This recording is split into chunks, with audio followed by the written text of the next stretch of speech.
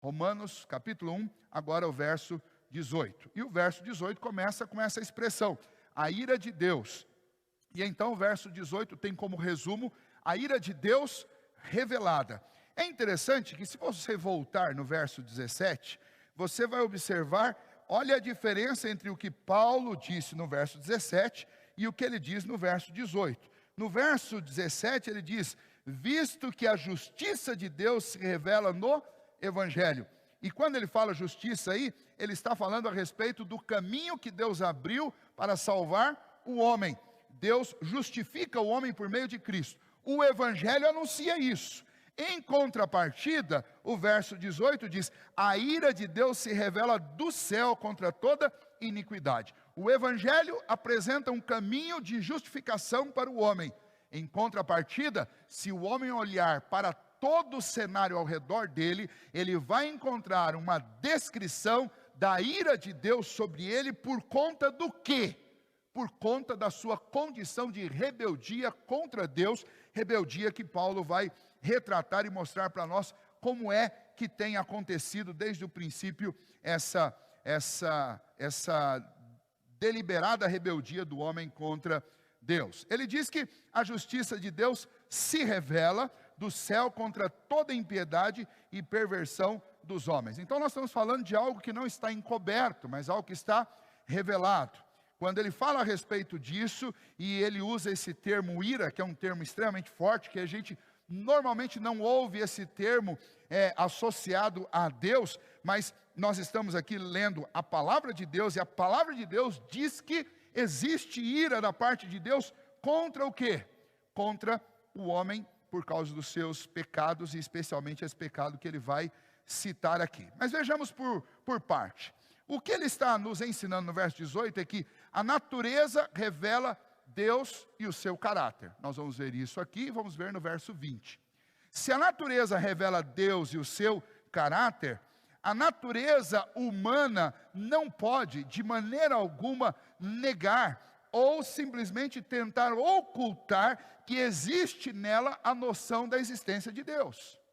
Ou seja, se toda a natureza, se todas as coisas que foram criadas, como está dito lá no verso 20, elas revelam os atributos de Deus, o homem faz parte disso.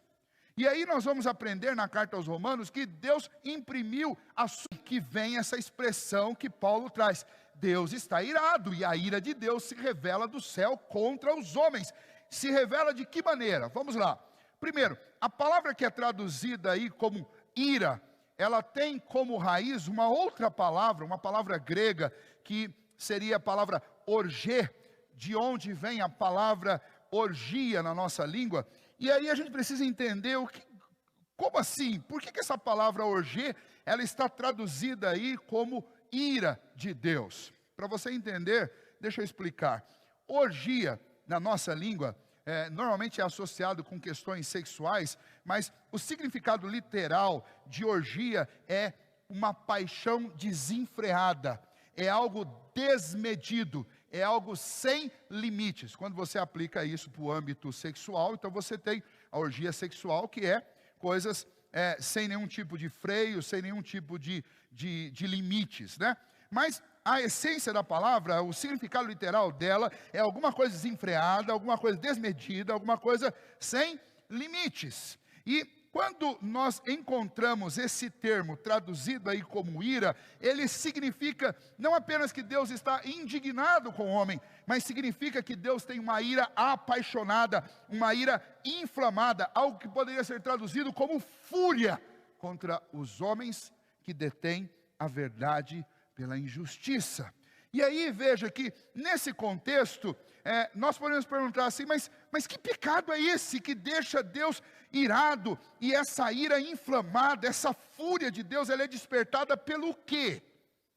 E aí nós encontramos aí no texto, a ira de Deus se revela do céu contra toda, e aí são usados dois termos, impiedade e perversão. Ou seja, são dois grupos de pecados, mas na realidade a função desses dois grupos aparecerem aí juntos é outra, eu já vou explicar, mas deixa eu só identificar e dar os significados. Quando eu falo de impiedade, eu estou falando da não religiosidade, da não religião. Não é é no sentido da pessoa não ter religião alguma, porque a gente taxa religiosidade muitas vezes como uma coisa ruim. Quando a gente pensa em algum tipo de religião que é só nominal, que é alguma coisa fria, formal. Mas aqui a ideia é não ter religião, ou seja, se recusar ao reconhecimento do divino, se recusar ao reconhecimento e à reverência ao Deus Todo-Criador. Impiedade é ausência de fidelidade, ausência de fé, ausência de crença, ausência de reconhecimento na existência de Deus. Então, esse é um dos grupos de pecados, e aqui dentro você vai encontrar vários. Por exemplo, idolatria, você adorar um objeto ao invés de adorar o Criador, é a não religião, porque aquilo que você adora não é o verdadeiro Deus. Então, em relação a Deus, não há religião, porque você está oferecendo a sua adoração a um objeto e não ao próprio Deus. Então, esse seria o exemplo de impiedade. A outra palavra que ele coloca aí é a palavra perversão, que é a mesma palavra usada traduzida como iniquidade em algumas versões. E isso está relacionado com o quê? Se a primeira está relacionada com religião, a segunda está relacionada com moral. E aqui é a ideia de degeneração moral, imoralidade, violência, corrupção, qualquer tipo de imoralidade que você puder imaginar. Mas o ponto é, será que a ira de Deus se revela só contra esses dois grupos de pecado? Não, a ideia não é essa. A ideia aqui, e essa é uma estrutura gramatical que é pouco conhecida no nosso tempo, mas ela aparece muito na carta aos Romanos, e você vai encontrar em outras literaturas, que é a endíades. Se você nunca ouviu falar, depois dá uma pesquisada lá, mas a endíades é uma estrutura gramatical onde você usa 2 por 1. Ou seja, você pega duas coisas com dois significados e junta essas duas coisas para formar um novo significado, para formar uma nova expressão, um novo conjunto. E a ideia aqui, veja aqui, a ira de Deus se revela contra toda impiedade e perversão dos homens que fazem o quê? Ou seja, estes homens, e aí vem a coisa, eles trocam, eles abafam, eles detêm a verdade pela injustiça. Ou seja, ao invés de aceitar, crer e defender a verdade, eles a substituem por uma mentira, o que é absolutamente injusto para com Deus. E é exatamente essa detenção da verdade pela injustiça que faz com que o homem negue a religião, se torne um impiedoso, e que faz com que o homem se entregue a toda perversão, porque uma vez que ele não reconhece Deus e o seu caráter, ele não vê limites para as suas ações. Por quê? Porque ele não vai ter a obrigação de agradar, de respeitar e de temer esse Deus. Portanto, ele vive absolutamente livre de qualquer tipo de influência que Deus pudesse gerar sobre ele. Então veja, quando o homem detém a verdade, abafa a verdade, esconde a verdade, ele vai se entregar a mentiras, que são injustiças contra Deus, e vão levar esse homem à não religião, e vão levar esse homem à perversão. Então veja, o que acontece é que este homem vai suprimir a verdade. E aí vem o nosso segundo ponto aqui, que é a supressão da verdade, ou a verdade suprimida. Nós temos Paulo citando, primeiramente, a ira de Deus se revela do céu. Contra quem? Contra os homens, que negam que Deus existe, que tentam abafar o Deus que está revelado no coração deles e em todas as coisas que foram criadas. Estes homens não querem ouvir Deus, não querem dar atenção a Deus, e por causa disso eles se tornam, então, impiedosos e perversos. Deus está furioso contra a humanidade que faz isso, porque não são apenas alguns homens, mas todos os homens fazem isso. Aqueles sem religião fazem, e aqueles com religião acabam fazendo também, é o que ele vai tratar no capítulo 2. Vamos lá, a verdade suprimida.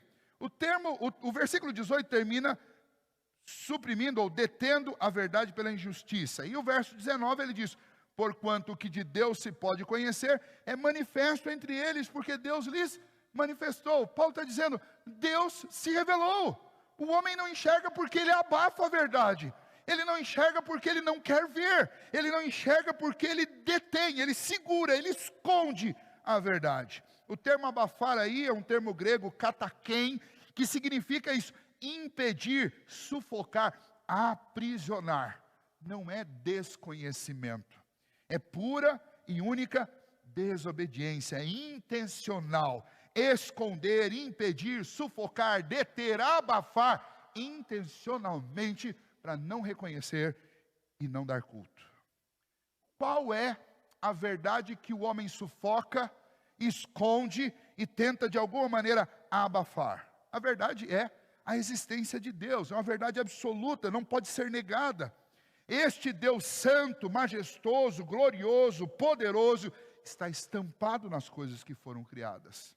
E externamente e internamente, porque o homem é parte dessa criação e, portanto, os traços de Deus também estão nos próprios sentidos do homem. Quando Paulo diz que, porquanto o que de Deus se pode conhecer é manifesto, assim que Deus se revela para o homem. Deus desde o princípio, é isso que Paulo está insistindo, Deus desde o princípio, Ele se revelou, e o que de Deus se pode conhecer, porque é óbvio que nós não temos como conhecer tudo. Veja, Deus é infinito, Deus é eterno, esses atributos de infinidade tornam Deus incompreensível ao homem. Eu não tenho como conhecer esse Deus que é infinito e eu sou finito, eu sou um ser limitado e Deus é ilimitado, eu não tenho como conhecer. Mas o que Ele quis revelar de si, Ele revelou plenamente desde o princípio. Não foi uma coisa que Ele fez num determinado momento, depois soltou um outro dado lá. Não, Ele revelou. A criação revela Deus, de Deus, tudo que Ele quis revelar, ela demonstra intensamente desde o princípio. O problema do homem não é um desconhecimento intelectual de Deus, mas é um desprezo moral. O problema do homem não é intelectual. O problema do homem é moral. O homem, se for honesto consigo mesmo, ele vai reconhecer que existe uma deidade. Ele pode não conseguir identificar qual é ou quem é, mas ele sabe que existe Deus. E o simples fato dele saber que existir Deus deveria colocá-lo de joelho e colocá-lo e matriculá-lo numa busca incessante para conhecer esse Deus, o que os homens, infelizmente, na sua maioria, não fazem. Não é um problema intelectual, é um problema moral, e é por isso que Deus está irado, porque tudo que era necessário para que o homem conhecesse a Deus, Deus fez. E aí nós caminhamos então para a terceira parte, a visibilidade do Deus invisível. Você está me acompanhando até agora, você deve estar aí pensando sobre isso, se questionando. Olha, o pastor já falou várias vezes que Deus claramente se revelou. Como é isso? Como que eu vejo Deus? Aonde Ele está? Então vamos lá. O verso 20 diz: os atributos invisíveis de Deus, assim o seu eterno poder, como também a sua própria divindade, claramente se reconhecem desde o princípio do mundo, sendo percebido por meio das coisas que foram criadas. Vejam bem, quando eu olho para algo que foi criado por Deus, eu tenho como enxergar a infinitude de Deus? Não, a infinitude de Deus eu não vou enxergar nas coisas que foram criadas. Mas quando eu olho para as coisas criadas, eu consigo enxergar algo sobre Deus? Opa, eu consigo muitas coisas. Vamos lá, vamos usar exatamente aqui o que Paulo está citando. Paulo diz a respeito do eterno poder de Deus. Dá para perceber o eterno poder de Deus através das coisas que foram criadas? Claro que dá. Imagine que este mundo não é fruto do acaso. Este mundo, ele é tanto colossal, absolutamente, de proporções absolutamente assustadoras, e a nossa mente finita impossíveis de serem concebidas, mas este mundo inteiro, ele foi criado. Quem pode fazer algo tão grande? Quem pode fazer algo tão colossal, senão alguém que tenha um poder absoluto, um poder, um atributo de onipotência, que seja um poder eterno para criar essas coisas? Mas esse mundo também é um mundo de detalhes microscópicos. E quem tem a capacidade, a criatividade e o poder para criar coisas microscópicas? Quem tem condições de colocar este mundo em movimento? Quem tem condições de dar start a isso? É Deus. E o homem prefere negar esse Deus, e é por isso que Deus está irado, e acreditar que tudo isso daqui é resultado de uma explosão. que tudo isso é resultado de coincidências cósmicas, o que é absolutamente inaceitável, o que é absolutamente incoerente, o que exige muito mais fé do que crer no registro bíblico de que Deus criou todas as coisas, uma palavra do seu poder. Ou seja, quando nós olhamos para a criação e nós percebemos a grandiosidade, percebemos os detalhes, percebemos a organização, percebemos a inteligência por trás disso, nós só podemos conceber uma coisa: isso tudo foi feito por alguém que é infinitamente poderoso, eternamente poderoso, foi feito por alguém que é absolutamente sábio, foi feito por alguém que é absolutamente eficiente. E é isso que Paulo está dizendo. Contemple as coisas que foram criadas, contemple o próprio ser humano e diga: como é que alguém assim, como que é que toda essa estrutura pode ter surgido do acaso? Não foi.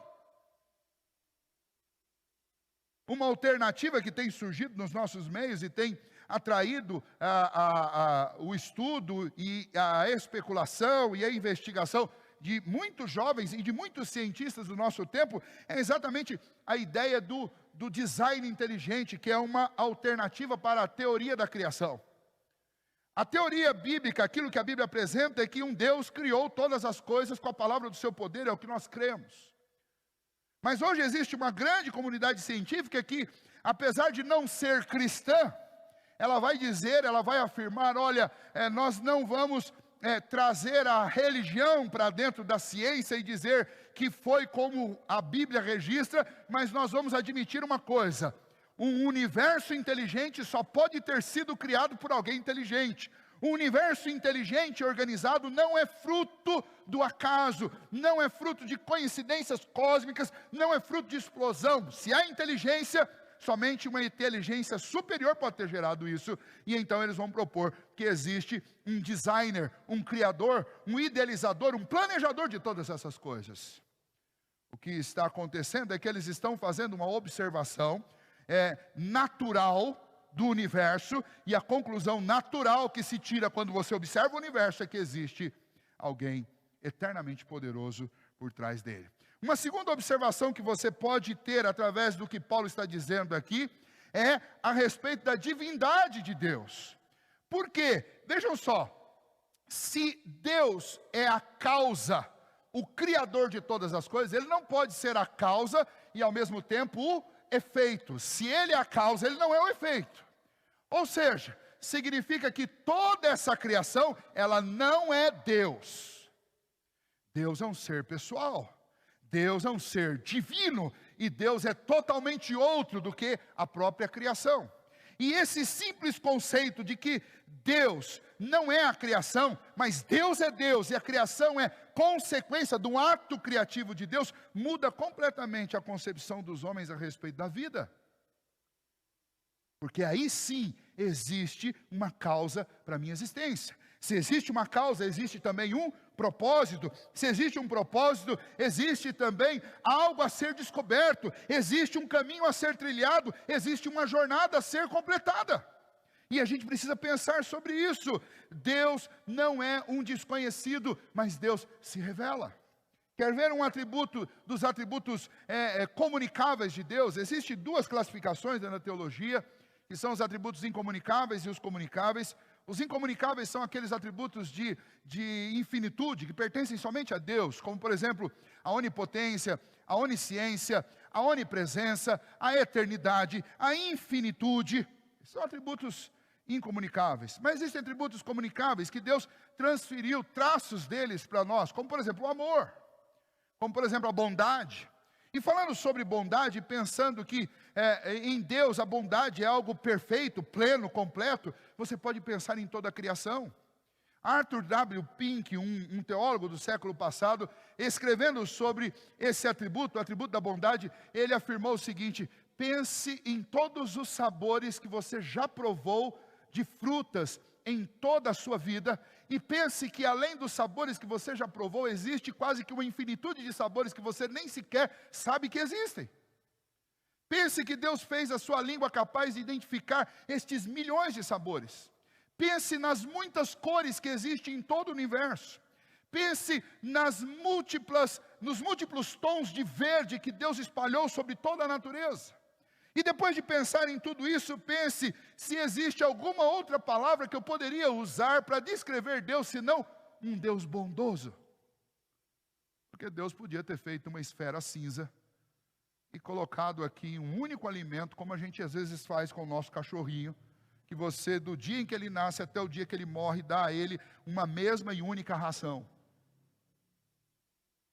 Mas Deus não fez isso conosco.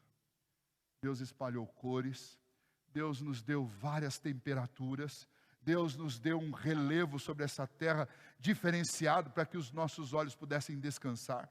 Deus espalhou verde sobre a natureza e Deus encheu as nossas dietas de sabores. Isso é bondade de Deus.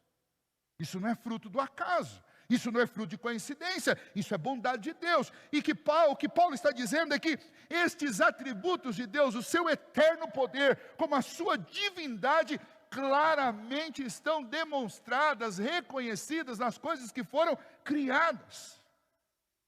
O problema é que a nossa sociedade, o nosso mundo é fortemente influenciado por pensamentos opostos a Deus, opostos ao reconhecimento da existência de Deus e extremamente divulgados, inclusive dentro de universidades. Um exemplo disso é o pensamento do filósofo Immanuel Kant. Você já ouviu falar dele? É um filósofo do século XVIII. Kant argumentava o seguinte, a essência dessa argumentação dele sobre Deus, ele dizia: não podemos raciocinar a partir de coisas visíveis deste mundo, caminhando para o conhecimento de coisas invisíveis, como Deus. Portanto, para Immanuel Kant, Deus está numa realidade não cognoscível. Ou seja, é impossível você enxergar, conhecer, conceber Deus a partir das coisas que foram criadas. Logo, se isso é impossível, o que acontece? Não existe. Pelo menos para o homem, não existe Deus. Ou não existe a menor condição de concebê-lo, ou de conhecê-lo. Pois bem, se você passou por uma universidade e ouviu isso, ou se você já leu Immanuel Kant, ou qualquer um desses outros filósofos que negam a existência de Deus e a capacidade do homem conhecer Deus através das coisas que foram criadas, deixa eu te dizer uma coisa, Paulo discorda disso. Paulo escreveu, este texto precioso que nós temos da carta aos Romanos está nas Escrituras. E essa mesma Escritura testifica a respeito dela mesma, dizendo o seguinte: toda a Escritura é inspirada por Deus e apta para o ensino, para a correção, para nos aperfeiçoar. Ou seja, esta palavra de Deus diz, Deus sim, claramente pode ser reconhecido através das coisas que foram criadas. Bom, se Deus claramente pode ser reconhecido através das coisas que foram criadas, o problema não está na criação e o problema não está em Deus. O problema está onde? O problema está no homem. Quer ver um exemplo como o problema está no homem? As sociedades, elas avançam em todos os aspectos, inclusive da ciência, a partir do momento em que essa sociedade enxerga Deus. Vou dar um exemplo disso. Se você quer saber aonde foi que nasceu a ciência moderna, então volte na história, volte no tempo, estude os últimos 500 anos de ciência e você vai descobrir que o berço da ciência moderna foi exatamente há 500 anos atrás na Europa. Numa região, especialmente numa região do mundo que estava sendo revolucionada pelo pensamento reformado cristão. É nesse contexto que as universidades floresceram. E é nesse contexto que a ciência moderna nasceu. Sabe por quê? Se aprofundar academicamente ou intelectualmente, ela tem que negar a existência de Deus. E isso está absolutamente errado. Porque quanto mais você conhecer a Deus, mais capacitado e aparelhado você estará para fazer ciências. Colossenses capítulo 2 diz que todos os tesouros da sabedoria e do conhecimento estão em Cristo Jesus. Nós precisamos atentar para isso. A visibilidade de Deus na criação conta, denuncia, anuncia, amplamente se faz reconhecer para os homens que Deus existe. Ele é poderoso e que Ele é totalmente outro do que a própria criação. E então nós podemos concluir dizendo o seguinte: Deus está visível de forma clara, desde a antiguidade e universalmente. Ou seja, em qualquer lugar do mundo onde estiver um ser humano, esse homem pode contemplar a criação, pode estudá-la, pode analisá-la, e a única resposta plausível que ele vai encontrar para tudo que existe é a divindade de Deus, a sua existência e o seu poder. Então, por causa disso, Paulo chega para aquela igreja e fala para nós, e fala diante de todo mundo: por isso, os homens são indesculpáveis. Porque Deus escreveu em seus corações a sua existência. Deus colocou dentro deles a própria semente de Deus, a semente da religião. Deus estampou o seu poder em toda a criação. Deus estampou a sua divindade em toda a criação, e Deus concedeu ao homem intelecto capaz de fazer essa leitura, mas o problema do homem não é intelectual, é um problema moral. O homem não quer ver, o homem abafa, o homem esconde, o homem detém, e por causa disso Deus se ira contra o homem, e por causa disso então, todos os homens são indesculpáveis. Uma vez alguém me perguntou sobre isso e disse assim: pastor, mas imagine alguém que nasceu num lugar remoto lá na África, viveu numa tribo, passou a vida inteira sem saber nada sobre Deus e morreu. Deus está de bem com essa pessoa, não é mesmo? Ela vai para o céu. E eu tenho que responder de forma coerente com as Escrituras. Eu disse: não. Não. Porque a não ser que na sua existência ela tenha reconhecido a existência de Deus que claramente se manifesta, a não ser que na existência dela ela tenha prestado culto a esse Deus, e a não ser que na existência dela, o que é impossível, agora nós vamos tratar de um outro ponto antes de encerrar, ela tenha reconhecido o seu pecado, se arrependido e crido em Cristo Jesus, não tem como ter redenção para ela. Mas espera aí então, pastor, essa última parte aí, a gente não encontra na revelação geral, nessa revelação da natureza. Não encontra.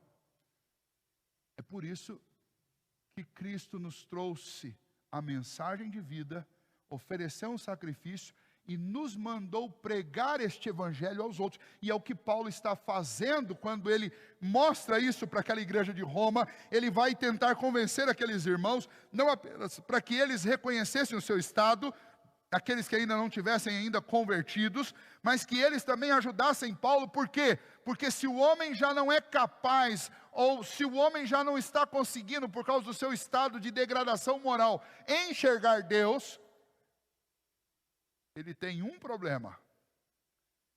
Mas mesmo que ele conseguisse enxergar Deus, e mesmo que acontecesse um milagre, que o intelecto vencesse o moral, ainda assim ele teria um outro problema. Como é que eu faço para aplacar a ira desse Deus contra mim? E essa resposta que nós vimos lá no verso 17, ela só é dada pelo Evangelho. Mas o ponto que Paulo quer trazer-nos todos, trazer a igreja de Roma e trazer todos aqueles irmãos, é o ponto do entendimento. Nenhum de nós é desculpável diante de Deus. Mesmo que você nasça no lugar mais remoto do mundo e nunca saiba nada sobre Cristo, você é indesculpável. Mesmo que você nasça num lugar remoto que nunca ouviu nada sobre a história das civilizações, você é indesculpável. Porque esta revelação da natureza, ela tem uma única função prática para nós, no nosso estado de pecado. Uma vez que Adão pecou e todos nós nascemos escravos ao pecado, esta revelação geral, ela passou a ser útil apenas para nos fazer indesculpáveis. Porque nas nossas nulidades morais, porque somos inclinados ao pecado, a nossa imoralidade perverte o nosso intelecto, nos impedindo de ver aquilo que está claro. É um exemplo disso.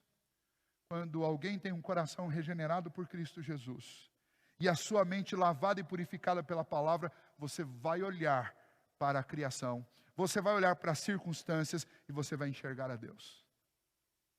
Nós temos um exemplo disso, eu quero mostrar para vocês. Jó conhecia Deus de ouvir falar e já buscava a Deus. Deus tinha um propósito, um plano na vida de Jó.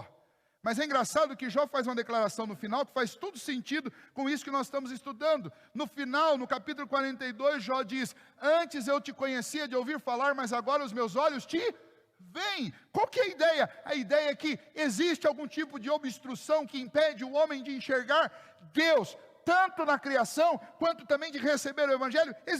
Existe uma inclinação perniciosa da nossa natureza, da nossa moralidade para o mal, para o pecado. E essa torção da natureza, essa escravidão ao pecado, ela fecha os meus olhos, ela obscurece o meu intelecto, de tal maneira que, vendo, eu não enxergue. Essa é a condição do homem. O pecado nos trouxe a essa situação. Negar Deus desde o princípio nos colocou cada vez mais fundos nesse abismo. Somente o poder de Cristo, do Evangelho, do Espírito de Deus em nosso coração pode mudar essa história. E aí, quando eu ouço e aprendo sobre isso, eu começo a olhar com outros olhos o Evangelho e vejo quão grande é essa obra que Deus realizou. Quão extraordinária é esta obra que o Espírito Santo faz no meu coração. Aí eu começo a entender que não há redenção, salvação para a minha vida, a não ser que alguém de fora interfira no meu coração, na minha mente, nos meus olhos. Porque nem sequer enxergar Deus na criação. E a palavra diz que Ele está claramente revelado, mas os meus olhos não veem. Não é um problema de intelecto. Não é um problema com os meus olhos, mas é um problema com a minha alma e com o meu coração, que moralmente estão inclinadas para o mal. Mas isso é o suficiente para fazer de cada um de nós indesculpáveis diante de Deus. E a única maneira de alcançarmos a redenção é por meio do pagamento realizado por Jesus Cristo. Nós vamos parar por aqui, é o ponto, a argumentação de Paulo ela é densa e ela vai um pouco mais adiante, mas nós vamos parar por aqui. E nesse ponto em que nós vamos parar, nós vamos fazer algumas aplicações agora. Na semana que vem, quando nós andarmos mais, nós vamos entrar um pouco mais nas consequências. Nós vamos ver as consequências dessa condição do homem de indesculpável e de obscurecimento, por causa de deter a verdade pela injustiça. E nós vamos perceber que existem consequências que estão muito patentes e visíveis aos nossos olhos, porque a gente enxerga isso por todos os lados. Mas hoje nós vamos parar por aqui, nessa declaração terrível que Paulo faz. Por causa disso, todos os homens são indesculpáveis. Você já parou para pensar sobre isso? Eu quero aplicar isso para o nosso coração, tirando a seguinte conclusão. Primeiramente, eu preciso da mensagem do Evangelho, que é o poder de Deus, para revelar a mim o amor redentivo e a obra de Cristo. Porque esta revelação natural, que não por um problema no intelecto, mas por um problema moral, eu não consigo enxergar, mesmo que eu a enxergasse, eu não seria capaz de ser salvo por meio dela. Porque ela me revela os atributos de Deus, mas ela não revela para mim o caminho de salvação. E então eu gostaria que você pensasse sobre isso. Não adianta você ser uma daquelas pessoas que diz: não, eu acredito em Deus, né? Eu sei que Deus está por aí. Ou você vai dizer: Deus está em tudo. Não adianta. Mais do que reconhecer que Deus existe, e nós já temos uma dificuldade imensa, o homem tem uma dificuldade com isso, novamente, por causa de um problema moral e não por causa de um problema intelectual. Ainda que o homem abafe essa verdade, o homem vai responder diante de Deus por isso. Por isso Deus diz: os homens são indesculpáveis. A única saída é o Evangelho de Cristo Jesus. Por isso eu quero que você entenda uma coisa: você que está assistindo essa mensagem, que está ouvindo esse Evangelho, você é um privilegiado. Porque Deus está revelando essas coisas a você. Talvez você nunca pensou sobre isso, mas agora você pensará. Você que já é membro de uma igreja, você que já entregou sua vida, já rendeu sua vida a Cristo, pense no tamanho do privilégio que você recebeu. Deus interferiu de forma salvífica na sua vida. Você não pode mais viver como um incrédulo, duvidando de Deus. Nós estamos enfrentando um momento difícil na história da igreja. Um momento em que muita apostasia vai acontecer e já está acontecendo. Por quê? Porque a igreja está enamorada por pensamentos antigos que foram, que receberam uma roupagem nova e trouxeram uma visão progressista do mundo, onde a igreja, de alguma maneira, está negando o sobrenatural de Deus, negando as obras grandiosas de Deus, e a igreja está se dissolvendo no seu conhecimento sobre Deus, abraçando as filosofias e as ideologias desse mundo. Nós não podemos ter medo de ler a Bíblia e crer naquilo que está revelado sobre Deus e sobre a sua vontade. Nós precisamos continuar olhando para a criação e enxergar um Deus criador, todo-poderoso, absolutamente divino nessa criação. Eu não posso me iludir com as interpretações que são dadas a respeito da fé cristã neste mundo. Até porque, se existe uma única religião neste mundo que está sendo resistida em todos os cantos desta terra e que realmente desperta o ódio no coração das pessoas que negam a existência de Deus, é esta religião cristã que apresenta a mensagem de salvação, porque essa mensagem, ela começa exatamente por esse ponto, o ponto da indesculpabilidade do homem. Porque o Evangelho mostra, estampa na cara de todos nós a nossa precária condição diante de Deus. Desde o princípio, quando o Evangelho foi pregado, os pregadores, a começar pelo próprio Filho de Deus, foram perseguidos e assassinados por causa do Evangelho. E o mundo começa a fazer isso. Aliás, o mundo nunca parou de fazer isso, mas o mundo começa a se unir fervorosamente, fortemente contra o cristianismo, porque todos os pontos do cristianismo entram em conflito com os pontos propostos pelos corações rebeldes. A única religião no mundo que é absolutamente exclusivista é o cristianismo. Por quê? Porque no centro desta fé está a pessoa de Cristo, e Cristo diz taxativamente: eu sou o caminho, a verdade e a vida, e ninguém vem ao Pai se não for por mim. Ele é o único caminho. Então não existe outra religião, não existe outra fé, não existe outro caminho, não existe outra possibilidade, é somente Cristo. Não é o culto à ciência que vai salvar a humanidade. É somente Cristo. E então o meu conselho a você é que você reconheça o estado de precariedade da nossa existência e você receba o Evangelho. Fique aqui, acompanhe, leia, ouça o Evangelho do Senhor Jesus. Ouça a mensagem de Deus. Porque se você está ouvindo, você é um privilegiado, porque Deus está tirando das trevas, da obscuridade e trazendo para a sua luz. Quer saber como você está? Faça um teste no seu coração. Perceba que você não tem problema com o seu intelecto. O problema está na alma. Porque todo homem lá no fundo sabe que Deus existe. Não sei se algum ateu assiste o que eu falo nesse momento. Mas se alguém estiver aí assistindo, alguém que nega a existência de Deus, eu te faço um desafio.